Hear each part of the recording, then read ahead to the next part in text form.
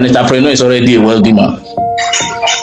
Businesses, you own a business, or you own a company, or you own part of a company, or you own part of a business. That is wealth.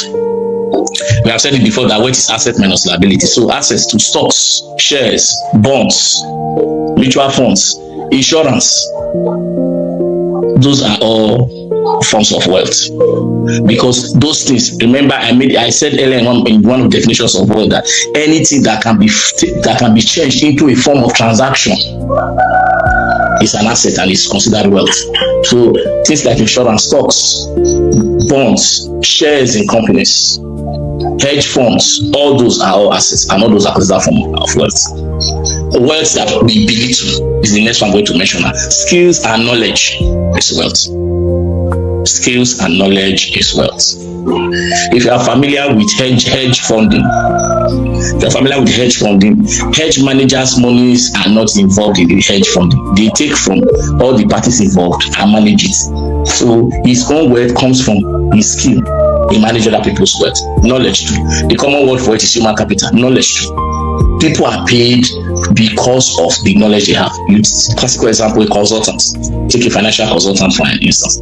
We sit with you like I'm seated here now and have a very robust discussion with you. Share secrets with you. Share ideas with you. Give you strategies that can work, and you will be paid for it. It's knowledge. This is wealth. And that form of wealth is called networks and influence. Relationship that create opportunities. We are talking about networking. People you know, people you have met, people who will look at your integrity and personality and say, I will invest in your business. Okay, I will give you the money. Just this money that I wanted to tie down, let me give it to you. But let's come to an agreement. I'll have it in 6 months or in 6 years' time. So your personality, your soft skill, your interpersonal skills at that point has not become wealth for you. Remember, assets is what grows wealth. Generational wealth, where we actually bring generational wealth, inherited property, family business, investment, educational opportunities, established networks. Yes, generational wealth reminds me of nepo babies, nepotism, and the rest. It is because the father was this. That's why the son is able to become what he is. Part of it is given. It's not a bad thing. It's the abuse. And abuse everywhere is a problem. It's not a bad thing. Generational wealth is not, in fact, everybody wants generational wealth. I want it from my late father, and I want my children to have it as well. So it's not another form of wealth. Health. I will not talk too much about that one. We know health is wealth. Being healthy, staying healthy. Time too is wealth. Time is money. The definition of wealth already explains that: asset minus liability, income minus expenses. So you must live below your means. That is where you have surplus to call wealth. Spend less than you earn. This is the foundation of wealth building. This rule applies to everybody, irrespective of in what part you are, business-wise, or wherever you are making money from. Spend less than you earn. It's the foundation of wealth building. Create a monthly investment habit. Out of the money you earn monthly, there must be an amount for savings. There must be an amount for investments. There must be an amount for emergency funds, and of course, there will be an amount for upkeep. Keep taking care of yourself. If you have a family, taking care of your family. But you must have a monthly investment plan that you stick to. The error people make is believing that you need big money before you start investing. That should nobody should have that, man. Invest the little you have. Increase your value at work. This is a challenge for people who earn salaries, especially when people earn salaries in certain organizations. But it is needed. Increase your value at work. How do you do that? Get certifications. The qualification with which you got the job should not be the only qualification you have. Upgrade yourself. Why are we saying all this? It's when you upgrade yourself, you have opportunities for promotion. Promotion is what gives you a bigger salary that you can take more from to grow your wealth. Look for certifications. Get leadership skills. Get technical skills. Communicate more. Interact more with people. When you are engaged in any form of task in the office, or even when you are called for interviews for promotion and the rest, have the ability to negotiate. If your establishment is big, consider a specialization. Be known for something. Don't shy away from tasks that are demanding and require critical thinking or critical responsibilities. Develop others. You can consider freelance, remote jobs, consulting. You can open a small business. You can consider agriculture. There's a lot of online marketing, Facebook, TikTok, YouTube. There's so many options. Watch content and review content. So many digital products. All this should be considered as other sources of income so that you can grow wealth. You cannot have a legacy will not grow on nothing. High interest debts, credit cards, car notes, car loans. It's not compulsory you must buy 2026 car. I'm going to take a loan and have a car note. Go and buy a 2010, 2015 vehicle outright and own it. You still go to where the one bought this year will go to maintain it. Most salary earners become wealthy gradually. So think in decades and not in months. Be disciplined. Be disciplined. Salary earner too can become wealthy, but it might not happen instantly. Unless it's miraculous. No events can happen. I can't dismiss that. But normally you grow into it. So if you are not disciplined, you never grow into it. So you need to be disciplined. In fact, discipline is a must for everybody who wants to have a financial legacy. An entrepreneur is somebody who has monetized his passion to generate income.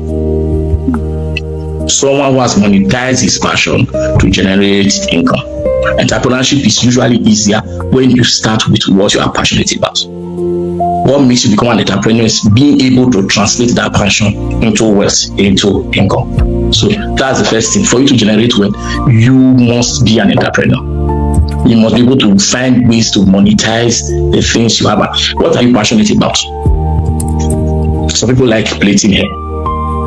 Anything that involves hair, dressing, plaiting, cutting, washing, setting, and all the other things that go with it, and all the accessories that go with hair. You like it. You like doing it. When you're at home and you're free during the weekend, maybe your friends, your kids, your neighbors, will come out to you and you play their hair and you do it so quickly, effortlessly. It doesn't stress you. You're not bothered by it. You are sitting on what you have in your back pockets there can be your wealth. So once you monetize it, you have become an entrepreneur. So that is the first thing. First thing. Then secondly, the second thing you also need to do as an entrepreneur is you have to look for multiple streams of income. Multiple streams of income. Very important. Very important. We mentioned what discussed when I was addressing salary earners just. You cannot make money just by one means. Multiple streams of income. If one is so profitable, I'm happy for you. That is what everybody desires. One profitable business.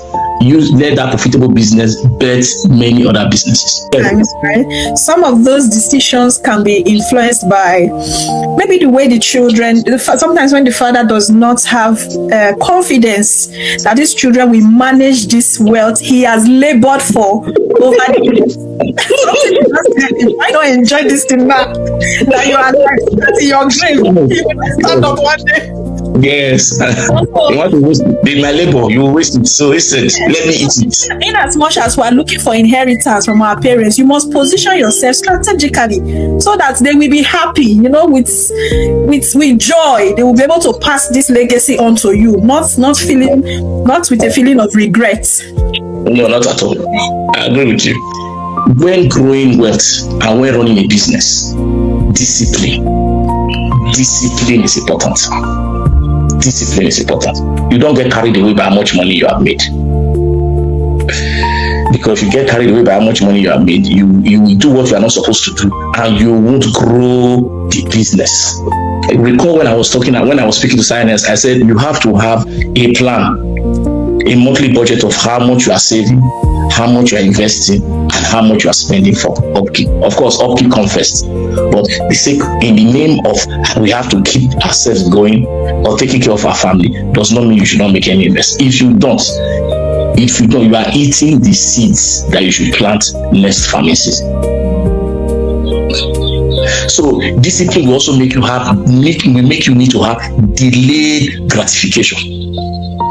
Delayed gratification. Of course, you have earned the money. But because we are talking about legacy, which is a big picture, this money you have earned, Can it survive you? The business you have now, can it stand on its own for the next 50 years and your children come and take it over? And maybe they decide to keep it or decide to dispose of it. But at least, is it an inheritance for your children? There is need for delayed gratification. I'm more interested in how the little you have, how are you spending it, how are you keeping it? We don't work so that we spend money. We work so that we earn money. The idea here is to be wealthy. It is not to look wealthy. Looking wealthy is of no consequence. Looking wealthy counts as nothing. When the chips are down, your looking wealthy will not solve your problems.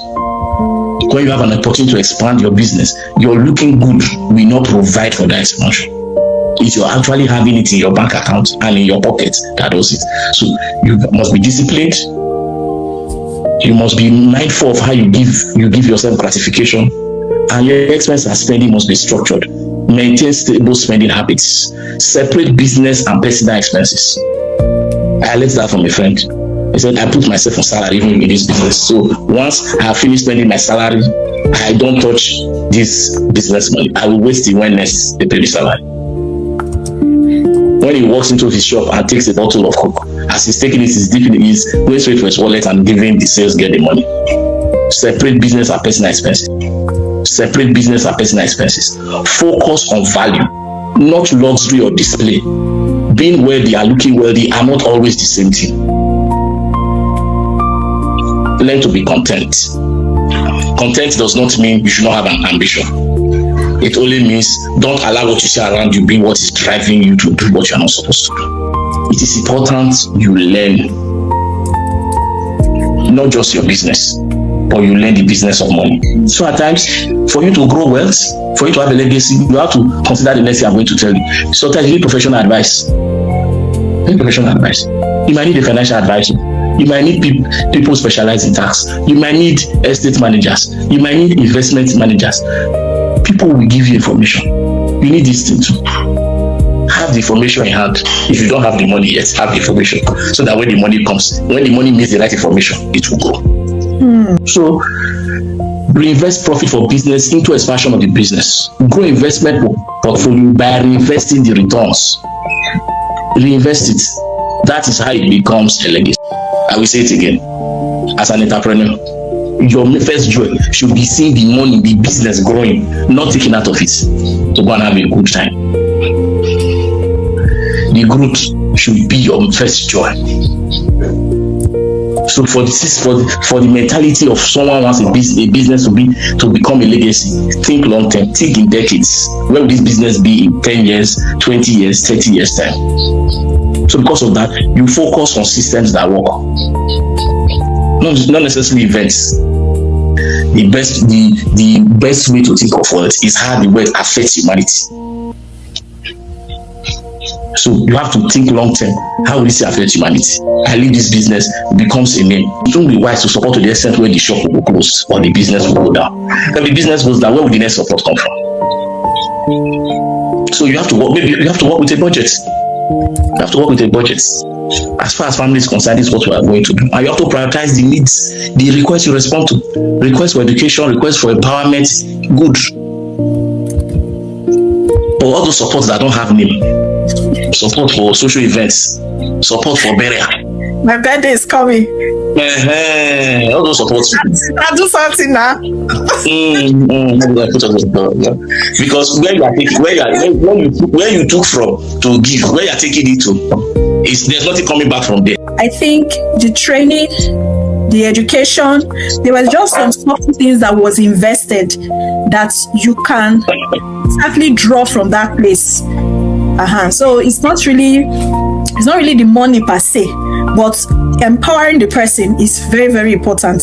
So even if you want to help, and even this should also guide our requests. You are making requests. Sometimes we make requests, you're looking for something, but you're not looking for what you are looking for is just the immediate satisfaction, So it's something that you need to think, like you said, think legacy, think the future.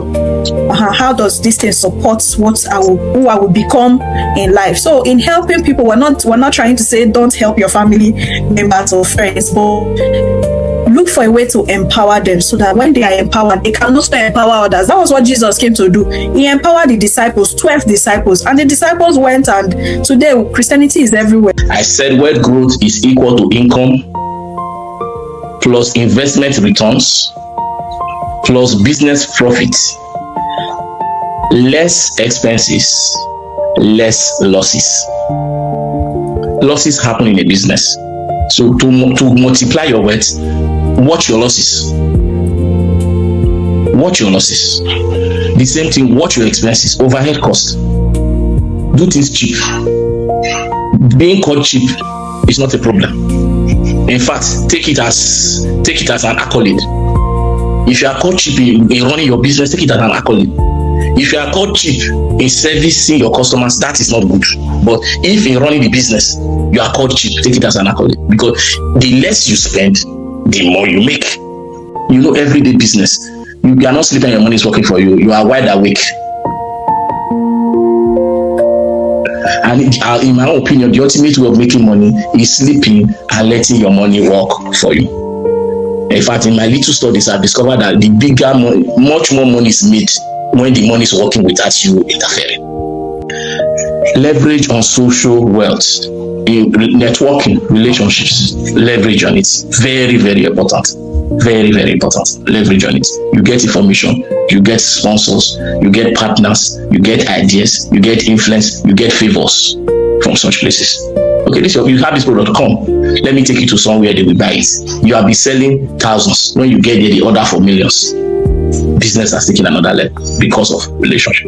As you emphasize the value of education, you emphasize all these other skills. I will tell you why. When you want to upskill, you realize how important education is. Illiterates have a struggle of scaling. They might be able to upscale at the level of branches, but when you want to become a conglomerate, illiterates struggle. They struggle. At the end, you find them hiring people who do that. So school cannot be scam.